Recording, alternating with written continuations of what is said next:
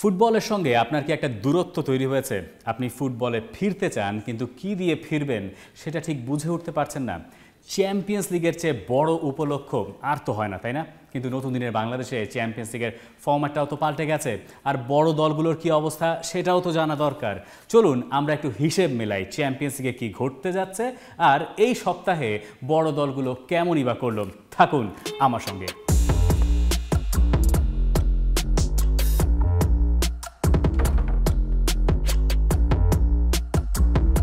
যা দেখেছেন, যা হয়তো মিস করে গেছেন, আরও যা যা দেখবেন সবকিছুই 5 পয়েন্টে। নাম্বার 1, দামাল ইয়ামাল আর রিয়ালের ছন্দে ফেরা। এই সপ্তাহে শুরু করা যাক, চলুন বার্সেলোনাকে দিয়ে, লামিন ইয়ামালকে দিয়ে। বার্সেলোনা জিরোনাকে হারিয়েছে 4-1 গোলে। একটা বড় প্রতিশোধও তারা হয়তো তাতে নিয়ে ফেলেছে। লা লিগার 5 ম্যাচের 5টাতেই জিতে নতুন একটা রেকর্ডও বার্সেলোনা হয়ে গেছে।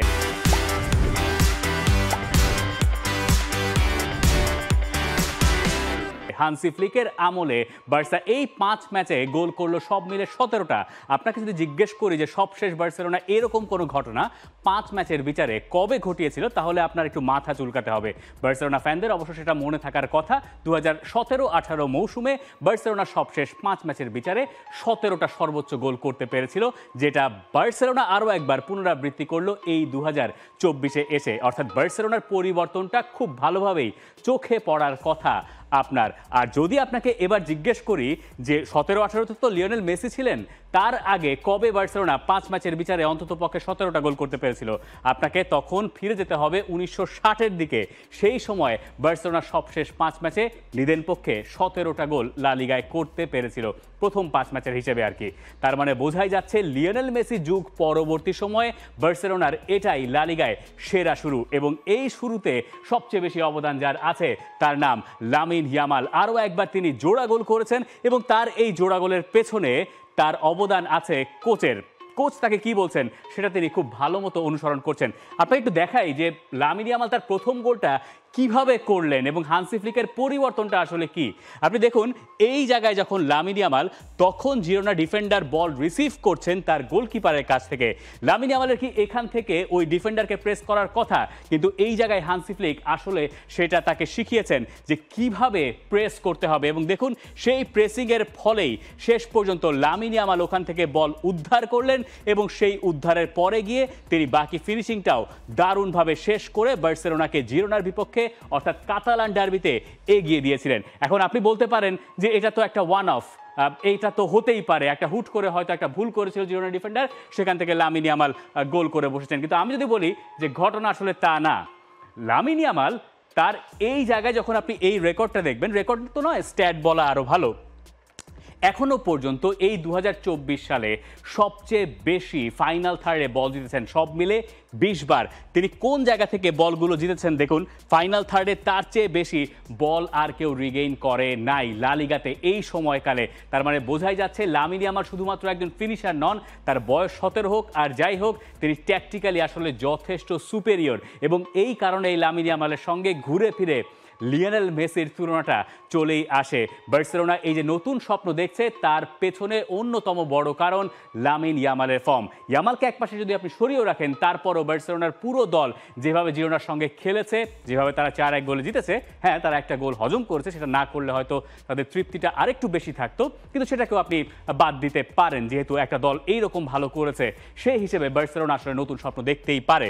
কিন্তু লা লিগা তো আসলে শেষ কথা নয়, বার্সেলোনাকে খেলতে যেতে হবে চ্যাম্পিয়ন্স লিগ। আপনাকে যদি একটু মনে করিয়ে দেই যে বার্সেলোনার এই সপ্তাহে চ্যাম্পিয়ন্স লিগের প্রতিপক্ষ কারা, মোনাকো।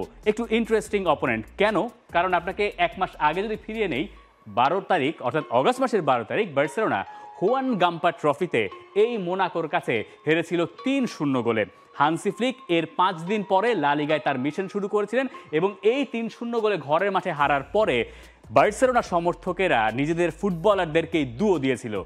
এরপরে দেখুন 1 মাসের ভেতরে এই জার্মান কোচ কিভাবে পুরোপুরি পাল্টে ফেলেছেন তার দলের চেহারা। কিন্তু এখন দেখার বিষয় বার্সেলোনার এই উন্নতি এর স্থায়িত্ব আসলে কতদিন, কারণ আমরা তো এতদিনে বুঝেই গেছি যে উন্নয়ন হতে হবে টেকসই। বার্সেলোনা থেকে আমরা একটু পরের দিকে যাই। জিরোনা যাদেরকে হারিয়েছে বার্সেলোনা কাতালান ডার্বিতে, তাদের প্রতিপক্ষ চ্যাম্পিয়ন্স লিগে এবার পিএসজি, তারাও চ্যাম্পিয়ন্স লিগে আছে। তবে এটা নয় আমাদের লক্ষ্য, আসলে লা লিগার অন্য ক্লাব রিয়াল মাদ্রিদকে নিয়ে কথা বলার। রিয়াল মাদ্রিদের চ্যাম্পিয়ন্স লিগের মিশনটাও শুরু হয়ে যাচ্ছে। ভিএফবি স্টুটগার্টের সঙ্গে তাদের ম্যাচ। এখন কথা হচ্ছে রিয়াল মাদ্রিদ যে এই সপ্তাহে রিয়াল সোসিয়েদাদকে 2-0 গোলে হারালো, দুটো পেনাল্টি তারা পেল, যার দ্বিতীয় পেনাল্টি নিয়ে অনেক রকম প্রশ্ন থাকতে পারে যে পেনাল্টি আসলে হয়েছে কি হয়নি, এটাও আপনি একপাশে সরিয়ে রাখুন। কিন্তু আপনি জানেন কার্লো আনচেলত্তি সোসিয়েদাদের সঙ্গে ম্যাচের পর বলেছেন তার দল এই ম্যাচে জেতা ডিজার্ভ করতো না। আবার তিনি এও বলেছেন কিলিয়ান এমবাপে এখনো পর্যন্ত রিয়াল মাদ্রিদের জার্সিতে সেরা ম্যাচটা খেলেছেন সোসিয়েদাদের বিপক্ষে, যদিও গোলটা তিনি করেছেন পেনাল্টি থেকে। কিন্তু আসলেই কিলিয়ান এমবাপে এই ম্যাচে যেভাবে বাকিদের সঙ্গে কম্বাইন করেছেন সেটা হিসেবে সেই বিচারে কার্লো আনচেলত্তি বলতেই পারেন যে কিলিয়ান এমবাপে তার সেরা ম্যাচটা পার করছেন। এই যে রিয়াল মাদ্রিদ যারা ইনজুরি সমস্যায় ভুগছে তাদের জন্য আপনি যদি এখনো পর্যন্ত বিচার করেন যে লা লিগার 5 ম্যাচের হিসেবে, তাহলে আপনি এটুকু হয়তো নিশ্চিত হবেন বা রিয়াল মাদ্রিদ সমর্থকেরা ওটা এক বাক্যে মেনে নেবেন যে সেরা ছন্দের রিয়াল মাদ্রিদ এখনো নাই। তার পেছনে কারণ হিসেবে আপনি দেখাতে পারেন টনি ক্রুস চলে গেছেন, তার জায়গাটা কে নেবেন 5 ম্যাচের বিচারে, তো সেটা বলা সম্ভব না। তাদের কামাভিঙ্গা ইনজুর্ড, জুড বেলিংহাম ছিলেন না, তিনি হয়তো এই ম্যাচের জন্য ফিরছেন। শোয়ামেনিরও এই স্টুটগার্টের বিপক্ষে ম্যাচে ফেরার কথা রয়েছে, কিন্তু কামাভিঙ্গার সঙ্গে ব্রাহিম দিয়াজের ইনজুর্ড হয়ে যাওয়া এই সব কিছু আসলে রিয়াল মাদ্রিদের জন্য খুব একটা সুখের খবর না। কিন্তু এখন যেহেতু চ্যাম্পিয়ন্স লিগের হিসেব নিকেশ এবং রিয়াল মাদ্রিদ চ্যাম্পিয়ন্স লিগের সবচেয়ে সফল দল, চ্যাম্পিয়ন্স লিগ এলেই তো আমরা আসলে রিয়াল মাদ্রিদের আসল রূপটা দেখতে পারি। তাই রিয়াল মাদ্রিদ সমর্থকেরা এখন অন্তত পক্ষে ওই পয়েন্টটায় হয়তো পৌঁছেছেন। লিগের শুরুটা একটু ঢিমেতালে হয়েছে, চ্যাম্পিয়ন্স লিগ দিয়ে রিয়াল হয়ে ফিরে আসার সুযোগ হয়তো আছে, সেটা এই ম্যাচে আমরা কিছুটা হলেও তার ছিটে ফোটা দেখেছি। হ্যাঁ, সোসিয়েদাদ 3টা বল বার পোস্টে লাগিয়েছে, না হলে হয়তো তারা শুরুতে লিড নিতে পারতো, কিন্তু রিয়াল মাদ্রিদ রিয়াল মাদ্রিদ তারা যেখান থেকে পেনাল্টি আদায় করে নিয়েছে এরপরে আর সোসিয়েদাদকে ম্যাচে ফেরার সুযোগ তারা দেয় না, যেটা রিয়াল মাদ্রিদের দিক থেকে খুব বেশি গুরুত্বপূর্ণ। স্পেনের আরেক ক্লাব আতলেতিকো মাদ্রিদ, তাদের প্রতিপক্ষ আরেক জার্মান ক্লাব আরবি লাইপজিগ, চ্যাম্পিয়ন্স লিগের প্রথম ম্যাচে আতলেতিকো মাদ্রিদের জন্য এই ম্যাচটা খেলতে যাওয়ার আগে সুখবর হচ্ছে তাদের গ্যালাগার গোল করেছেন, আন্তোয়ান গ্রিজমান গোল করেছেন, এবং তার চেয়েও বড় খবর আর্জেন্টাইন সমর্থকেরা নিশ্চয়ই খুশি হবেন, জুলিয়ান আলভারেজ আতলেতিকো মাদ্রিদের হয়ে অবশেষে তার গোল গেরো খুলে গোল পেয়েছেন এবং আতলেতিকো মাদ্রিদ ভালেন্সিয়াকে 3-0 গোলে হারিয়ে যাচ্ছে চ্যাম্পিয়ন্স লিগের নতুন মিশনে। এবারে ডিয়েগো সিমিওনের দলটাকে অনেকেই ভাবছেন চ্যাম্পিয়ন্স লিগে ভালো করতে পারে, সাধারণত যেরকমটা ভাবা হয় গেল 5-6 বছর ধরে। দেখা যাক আসলে আতলেতিকো মাদ্রিদ কোথায় যেতে পারে। পয়েন্ট নাম্বার 1 ছিল স্প্যানিশ ক্লাবগুলোকে নিয়ে, এবার চলুন আমরা যাই পয়েন্ট নাম্বার 2-তে। নর্থ লন্ডন ডার্বি জিতেছেন কে? Mikel Arteta. কিন্তু আমি যদি বলি মিকেল আর্তেতা জেতার নাই, জিতিয়েছেন আসলে সেট পিস মাস্টার, তিনি মিকেল আর্তেতা নন। তবে তাকে আনার পেছনে মিকেল আর্তেতার একটা ভূমিকা আছে, সেই গল্পটাই চলুন একটু শোনা যাক। গ্যাব্রিয়েল মাগালেস গোল করেছেন এবং ওই একমাত্র গোলে আর্সেনাল ডেকল্যান রাইস এবং মার্টিন ওডেগারের সার্ভিস ছাড়াই টটনাম হটস্পারকে হারিয়েছে। কিন্তু যখন আমি আপনাকে বলবো যে ওই যে গ্যাব্রিয়েল মাগালেসের গোলটা, এই যে সেট পিসের কর্নার থেকে হেড করা, এইটা আসলে একটা বড় পরিকল্পনার অংশ, এটা হুট করে হয়ে যায় নাই, তখন আপনাকে এই 42 সংখ্যাটার সঙ্গে পরিচিত হতে হবে। 2021 সালের পর থেকে সব মিলে সেট পিসে আর্সেনাল গোল করেছে 42টা। ইউরোপিয়ান টপ 5 লিগে তাদের চেয়ে বেশি গোল আর কারো নাই। আপনি যদি 2023-এর লিগ মৌসুম শুরু হওয়ার পর থেকে এখনো পর্যন্ত হিসাব করেন, তাহলে আর্সেনাল সব মিলিয়ে 23টা সেট পিস গোল আদায় করেছে, যার 17টাই কর্নার কিক থেকে। তো এই কৌশলটা আসলে আর্সেনাল রপ্ত করলো কি করে? বোঝাই যাচ্ছে ইউরোপের সেট পিসের দিক থেকে ওয়ান অফ দ্য ফাইনেস্ট টিমসগুলোর ভেতরে সবার ওপরে আর্সেনালের নামটা আছে। তার পেছনে কারণ হচ্ছে এই যে মিকেল আর্তেতা যাকে জড়িয়ে ধরেছেন টটেনহামের সঙ্গে গোল করার পর, সবার প্রথমে তিনি যার সঙ্গে উদযাপন করেছেন সেই ভদ্রলোক নিকোলাস হোভার, যাকে আপনি অনেক সময় আর্সেনালের ডাগ আউটে দেখেন। যখন মিকেল আর্তেতাকেও দেখা যায় না, তখন দেখবেন যে একটা সেট পিস হলে পরে এই ভদ্রলোক সামনে এসে একটা নির্দেশনা দেওয়ার চেষ্টা করেন যে কোথায় কি দাঁড়াতে হবে। একজন সেট পিস কোচের কাজ কি? তার কাজ একই সঙ্গে সেট পিস থেকে কিভাবে গোল আদায় করা যায় এবং সেট পিস ডিফেন্ডিং, অর্থাৎ set piece attacking set piece, defending set piece, দুটো নিয়েই তিনি কাজ করেন। এবং এই ভদ্রলোককে আনার পেছনে মিকেল আর্তেতার বড় একটা ভূমিকা আছে। 2021-এর আগ পর্যন্ত ম্যানচেস্টার সিটিতে ছিলেন নিকোলাস হোভার, সেখানে অর্থাৎ ম্যানচেস্টার সিটিতেও মিকেল আর্তেতাই যখন অ্যাসিস্ট্যান্ট কোচ ছিলেন, তখন তিনি পেপ গার্দিওলাকে কনভিন্স করেছিলেন যে এই হোভারকে আনলে পরে এই দলের সেট পিসটা আসলে মাস্টার লেভেলে চলে যাবে। এবং আর্সেনালে তখন যখন তিনি এলেন মিকেল আর্তেতা, আতালান্তা, পরে গিয়ে তাকে আবার সঙ্গে করে তিনি নিয়ে এসেছিলেন এবং সেই সেট পিসে আর্সেনাল একের পর এক ম্যাচ জিতে যাচ্ছে। আরেকটা ইন্টারেস্টিং ফ্যাক্ট, এই যে টটনহামের সঙ্গে আর্সেনাল জিতলো সেট পিসের গোলে, এইটাও আসলে একটা ফ্লুক না। টটনহামের সঙ্গে আর্সেনাল শেষ যে 4টা গোল করেছে তার 3টাই কর্নার কিক থেকে। অবদানটা কার? মিস্টার নিকোলাস হোভারের। যাই হোক, আর্সেনালের চ্যাম্পিয়ন্স লিগে এই সপ্তাহে প্রতিপক্ষ আতালান্তা, এবং এই আতালান্তা এবার তারা হারিয়েছে ফিওরেন্তিনাকে। তারা দুবার পিছিয়ে পড়েছিল, সেই ম্যাচে তারা 3-2 গোলে জিতে একটা দারুণ ছন্দে থেকেই আর্সেনালের মুখোমুখি হতে যাচ্ছে। তাদের striker in form Mateo Retegui, Italian international, যিনি আবার আর্জেন্টাইন রুটও আছে। তিনি মূলত আর্জেন্টাইন ছিলেন, পরে তিনি ইতালির হয়ে খেলার সিদ্ধান্ত নিয়েছেন। ইতালির হয়ে এই সেপ্টেম্বরের উইন্ডোতে তিনি গোলও করেছেন। ফিওরেন্তিনার সঙ্গে একটা, ইন্টারের সঙ্গে গোল পান নাই, তোরিনো এবং লেচের সঙ্গে একটা এবং দুটো, সব মিলিয়ে 4 ম্যাচে মাতেও রাতেগির গোল আছে 4টা। অর্থাৎ বোঝা যাচ্ছে আর্সেনালের প্রতিপক্ষ আতালান্তা যারা, তারা একদমই সহজ কোনো প্রতিপক্ষ নয়। তার উপরে ম্যাচটা আবার আতালান্তার ঘরের মাঠে। আর্সেনাল থেকে আমরা প্রিমিয়ার লিগে একটু থাকি। প্রিমিয়ার লিগে অনেক ঘটনা ঘটে, এটাকে 1 পয়েন্টে রাখা খুব মুশকিল। লসটা কার হয়েছে এই সপ্তাহে? লিভারপুলের। আর গোল করেছেন কে আরেকবার? Erling Haaland. এই দুজনকে নিয়ে চলুন কথা বলা যাক। লিভারপুলের এই হারটা লিভারপুলের জন্য অপ্রত্যাশিত ছিল। কেন অপ্রত্যাশিত ছিল? নটিংহাম ফরেস্টের কাছে হার, যারা পয়েন্ট টেবিলে গেলবার 17তম হয়েছিল, সেই দলের কাছে অ্যানফিল্ডে হেরে যাওয়া লিভারপুলের জন্য একদমই অ্যাকসেপ্ট করার মতো কোনো ঘটনা না। এবং আর্নে স্লট তার প্রথম হারটা হেরেছেন এই নটিংহ্যাম ফরেস্টের কাছে।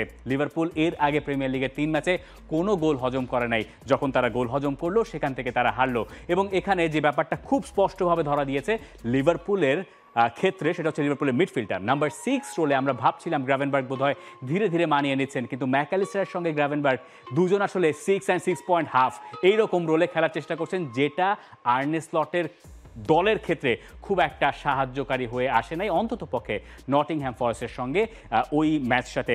একই সঙ্গে লিভারপুল খেলেছে লো ব্লকে খেলা একটা দলের বিপক্ষে, সেই লো ব্লক ভাঙতে পারেনি লিভারপুলের ফরওয়ার্ডরা, সেটাও লিভারপুলের জন্য একটা দুশ্চিন্তার কারণ হয়ে যেতে পারে। কিন্তু লিভারপুলের চ্যাম্পিয়ন্স লিগে এবার ম্যাচ AC মিলানের সঙ্গে। ঘুরে ফিরে কই যেতে হয়? 2005-এ ইস্তাম্বুলে, সেই স্মৃতি ফিরে না এসে পারে কি করে? তবে এবার এই দুই দল মুখোমুখি হচ্ছে আসলে সান সিরোতে, যেখানে AC মিলান খেলবে লিভারপুলের সঙ্গে।